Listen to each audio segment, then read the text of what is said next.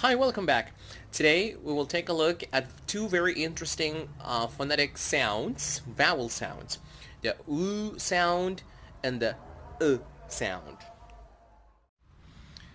Always remember that the secret to a very good pronunciation, at least intelligible and clear in pronunciation, is the fact that you have to pay attention, really listen to the sound.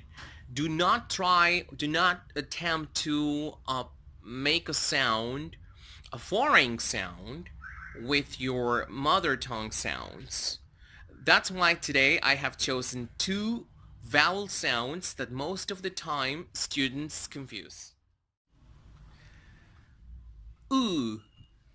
The U sound es un sonido, como pueden apreciar los labios, se ponen en esa posición U. Normally we say this is like the kissing sound, because when we give a kiss to someone, we usually put our lips like in this position. So it's a long U. The lips are closed. Están cerrados los labios. U. Ok. Es una U larga. Y usamos ese U sound para pronunciar palabras como pool, pool, food, food, fool, fool. El otro sonido de es un sonido más relajado. También es un sonido de pero no es como el anterior. Es un sonido más relajado. Si comparamos la posición del tip of the tongue,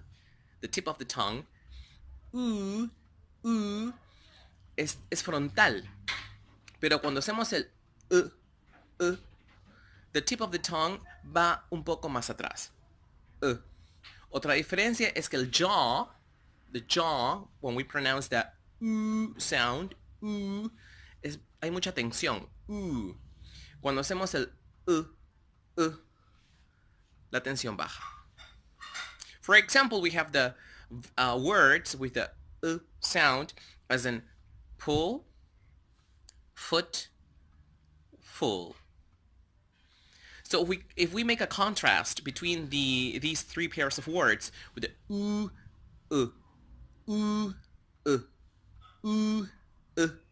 the words will come this way. Pool, pull. Food, foot. Fool, full. So now that you know how to make these two different vowel sounds, es un sonido tenso, un vowel sound muy tenso, y el otro es es más relajado. Let's take a look at other words with the sound.